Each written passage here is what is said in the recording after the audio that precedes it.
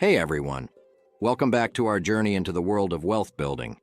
Did you know that about 70% of wealthy families lose their wealth by the second generation? It's not just about making money, it's about making it last. That's why we're here with the 12 Laws of Money to Get Rich, Part 2. In this sequel, we dive deeper into the lesser-known but equally crucial laws of money. We'll explore everything from the art of differentiating between needs and wants to the power of smart networking. You thought Part 1 was a game changer. Well, you haven't seen anything yet. We'll uncover why investing in assets, not liabilities, can be your ticket to long-term wealth, and how managing personal conflicts can be as valuable as your financial savvy. And did you know that creating a vision of your life with wealth can propel you towards your financial goals faster than you ever imagined? Join me as we unravel more secrets to building and maintaining wealth. Whether you're a seasoned investor or just starting, these insights are designed to take your financial knowledge to the next level. Let's break the cycle and learn how to not only get rich, but stay rich. Ready to unlock the next level of financial freedom? Let's dive in. Chapter 1: Needs versus Wants. Let's kick off by talking about differentiating needs from wants, a real game changer in wealth building. It's a simple concept, but trust me, it's super powerful. Picture this. Every time you're about to buy something, ask yourself, do I really need this, or is it just a want? It's like having a guard at the gate of your wallet. You know, I read somewhere that if you don't buy things you don't need, you'll soon have the money for things you do need. That's pretty deep, right? Here's a strategy. Make a list before you shop. Stick to it like it's a treasure map leading to financial freedom. Remember, needs are essentials like food, housing, and basic clothing. Wants are extras like the latest phone or a fancy car. It's not about never enjoying your money. It's about making smart choices. Think of it like a diet. A treat now and then is fine, but you can't live on just treats. A great tip is to wait 24 hours before buying something you want. Often, the urge to buy fades. It's like letting the dust settle before making a clear path. Chapter 2: Controlling Spending. Now let's dive into why controlling your spending is more crucial than earning high. It's a lesson I wish I'd learned earlier. Did you know that many high earners are not rich? That's right. It's not about how much you make, but how much you keep. It's like filling a bucket. If there are holes, it will never stay full. Start tracking every penny you spend. It's eye-opening to see where your money goes. There's a famous quote, "Beware of little expenses. A small leak will sink a great ship." Cutting back on small, regular expenses can lead to big savings. Think about your daily coffee or eating out. It's like trimming the fat off your budget. Try the 30-day rule for larger purchases. If you still want it after 30 days, then consider buying it. It's a great way to avoid impulse buys. Automating your savings is another great strategy. It's like having a secret agent quietly working for your future self. And let's talk about credit cards. They're tools, not free money. Use them wisely or they can become quicksand for your finances. Reducing debt should be a top priority. High-interest debt is like a monster eating your future wealth. Chapter 3: Valuing Experiences. Let's turn the page to something quite interesting. Why many wealthy individuals prioritize experiences over material possessions.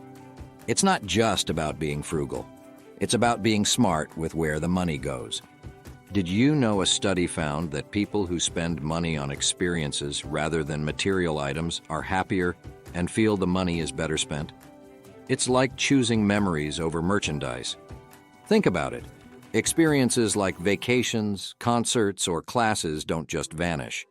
They become part of our story. It's like investing in the library of your life. A great tip is to set aside a budget for experiences. It's like having a special fund for joy and learning. This way, you can enjoy without guilt or financial stress. Remember, it's not about grand, expensive experiences. Even a simple picnic or a hike can be incredibly rewarding. It's the quality, not the cost, that counts. Experiences also mean spending time with loved ones. The happiness from these moments often outweighs the pleasure of a new gadget. It's like choosing the warmth of the sun over a lamp. Consider this. Experiences can also be an investment in yourself.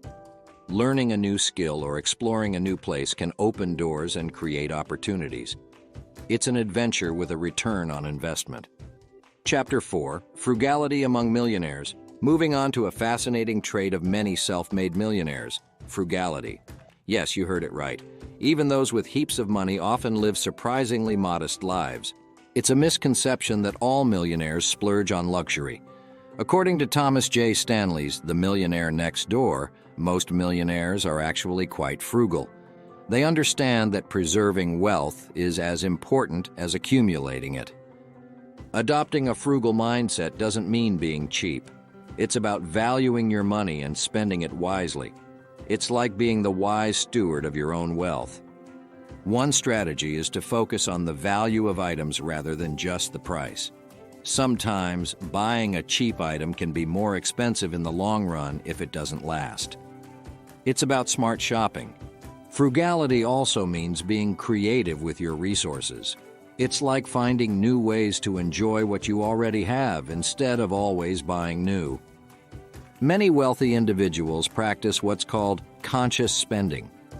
They spend generously on what truly matters to them, but cut mercilessly on things that don't add value to their lives.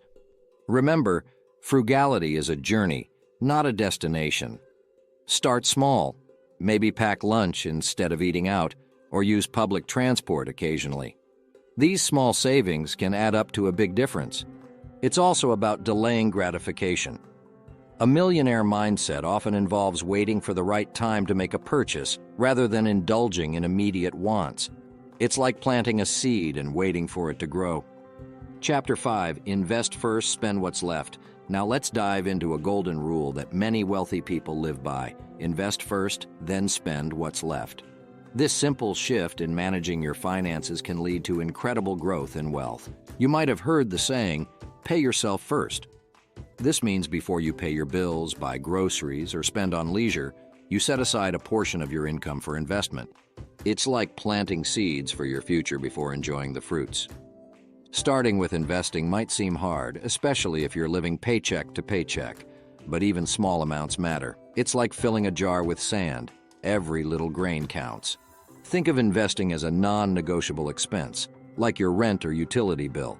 This mindset change can make a huge difference. It's like building a dam before the river flows, not after. Compounding is the secret weapon here. Over time, even small investments grow exponentially. Albert Einstein reportedly called compounding the eighth wonder of the world. Automating your investments can be a game changer. Set up automatic transfers to your investment account each month. It's like having a personal assistant who's always looking out for your financial future. Remember, the goal isn't to invest so much that you struggle to cover your daily expenses. It's about finding a balance that allows you to invest consistently without financial stress. Diversify your investments. Don't put all your eggs in one basket. A mix of stocks, bonds, and other assets can help manage risk. Chapter 6, Understanding Your Money Script. Let's unravel a concept that's often overlooked but crucial for financial health. Your money script. These are the beliefs about money, often unconscious, that we inherit or learn over time. We all have a money script, whether we realize it or not. It shapes how we view and handle money. It's like wearing glasses that color how we see the financial world. Some common scripts are, money is the root of all evil. You have to work hard to make money. Or, money is not important. It's crucial to identify your script because it influences your financial decisions, often without you even realizing it. To change an unhelpful money script, first, you need to recognize it. Reflect on how your family talked about and handled money.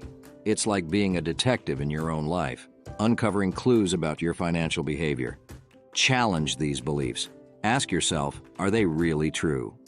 Do they align with your current financial goals? It's like questioning the route on a map to see if there's a better way. Replace negative money scripts with positive affirmations.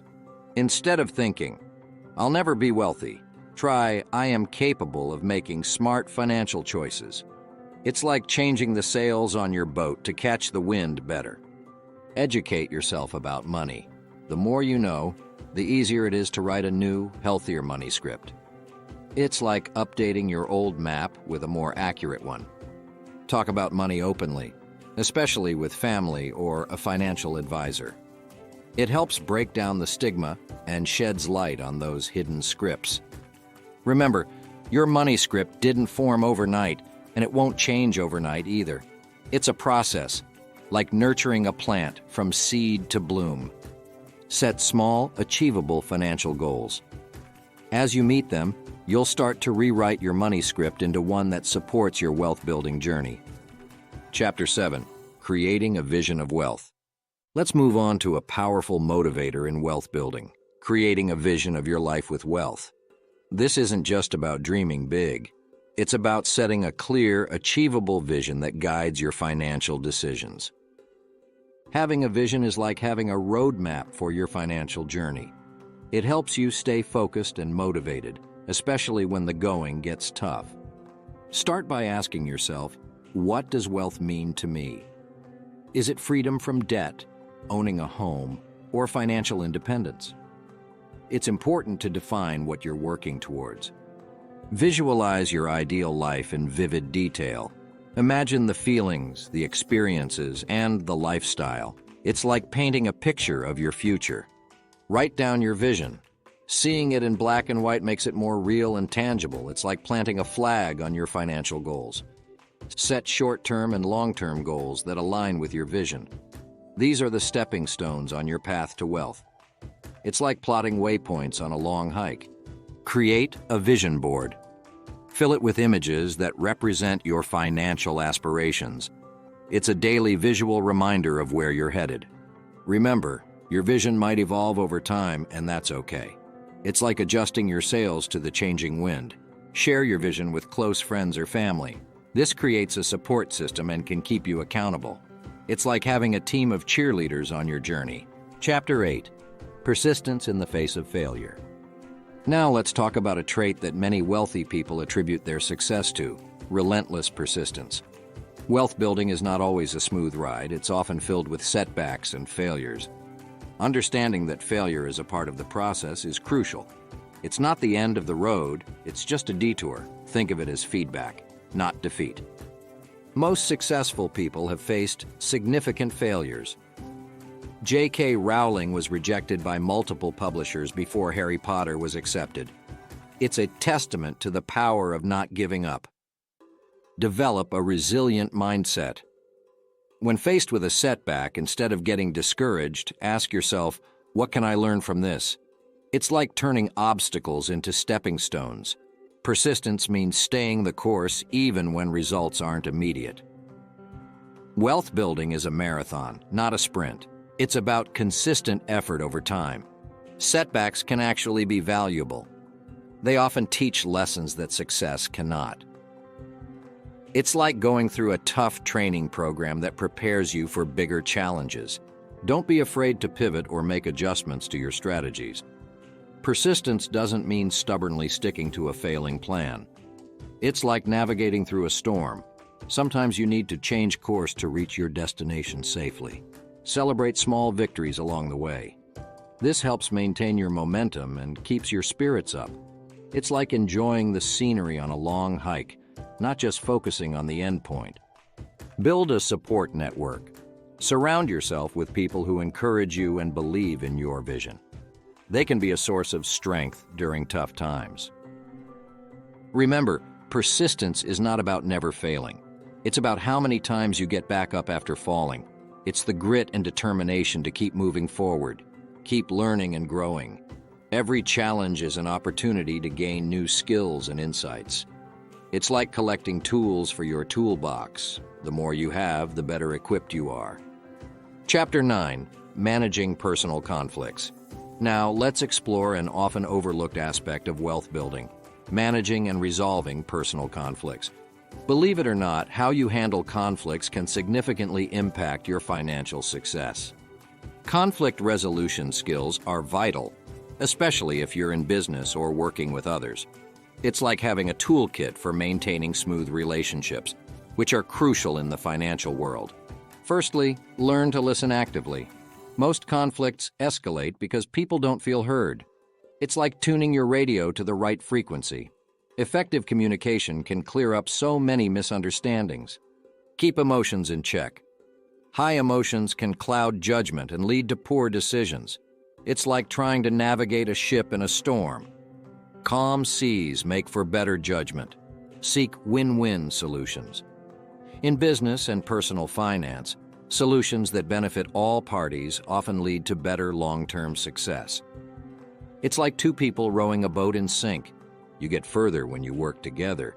Be open to compromise. Sometimes getting some of what you want is better than a stalemate where no one wins. It's like splitting a pie. It's better to have a piece than none at all. Remember, avoiding conflict often leads to bigger problems. Address issues early before they snowball. It's like fixing a small leak in a dam before it becomes a flood. Developing negotiation skills is also part of resolving conflicts. It's like knowing how to navigate through tough terrain in a journey. Learn to forgive and move on. Holding on to grudges can weigh you down, both emotionally and financially. It's like carrying a heavy backpack on a hike. It makes the journey harder. Chapter 10, Freedom and Choices in Financial Independence. Next, let's talk about a refreshing perspective on financial independence. It's more about freedom and choices than just accumulating money. True wealth gives you the ability to live life on your terms. Financial independence means different things to different people. For some, it's retiring early. For others, it's the freedom to pursue a passion. It's like choosing your own adventure in the story of life. Start by defining what financial freedom means to you. It's like setting your destination before you start your journey. Create a plan to achieve your version of financial independence. This might involve saving aggressively, investing wisely, or even downsizing your lifestyle. It's like drawing a map for a treasure hunt. Living below your means is a key strategy. It's not about being cheap. It's about being smart with your spending. It's like conserving fuel on a long road trip. Invest in learning financial skills. Understanding how money works is like having a compass on this journey. It keeps you heading in the right direction. Consider passive income sources like rental properties or investments. This can provide ongoing income without active work. It's like having a garden that keeps producing fruit. Remember, financial independence is a journey, not a destination. There will be ups and downs, but the freedom it brings is worth the effort. Chapter 11, Investing in Assets, Not Liabilities. Let's dive into a crucial law of wealth. Investing in assets, not liabilities. This is where many people often get sidetracked on their journey to riches. Understanding the difference between assets and liabilities is key. An asset puts money in your pocket, like stocks, bonds, or rental properties. A liability takes money out, like a flashy car with high maintenance costs. Think of your finances like a garden. Assets are the plants that grow and provide fruit, while liabilities are like weeds that need constant attention and resources. Start by evaluating your purchases. Ask yourself, is this going to make me money or cost me money in the long run? It's like choosing between buying a fishing rod or a fish dinner. Real estate can be a great asset. It's not just about the value of the property increasing. Rental income can be a steady source of cash flow. It's like having a tree that keeps giving apples every season. Investing in education and skills is also investing in assets. The more you learn, the more you can earn. It's like adding tools to your toolbox. Avoid the trap of lifestyle inflation. As your income increases, it's tempting to increase your spending, but that's often investing in more liabilities. It's like adding more weeds to your garden.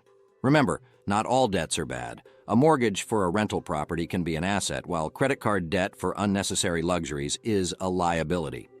Chapter 12, Networking Smartly. Finally, let's talk about networking, but not just any networking, smart networking. It's about connecting with the right people, not just collecting contacts. Networking is like planting seeds in different gardens. You never know which one will flourish into a fruitful opportunity.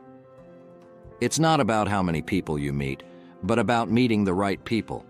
Quality over quantity.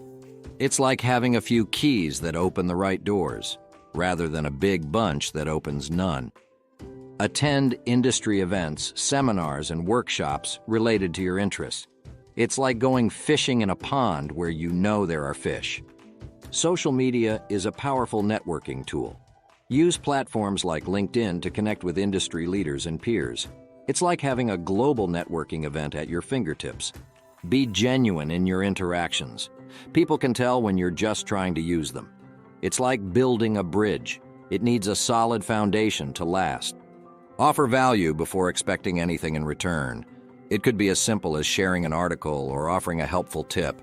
It's like watering a plant. Nurture the relationship first.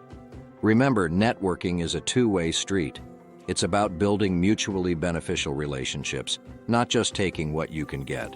Follow up after meeting new contacts. A simple email or message can keep the connection alive. It's like tending a budding plant. It needs care to grow. Lastly, be patient. Networking takes time to bear fruit. It's like planting a tree.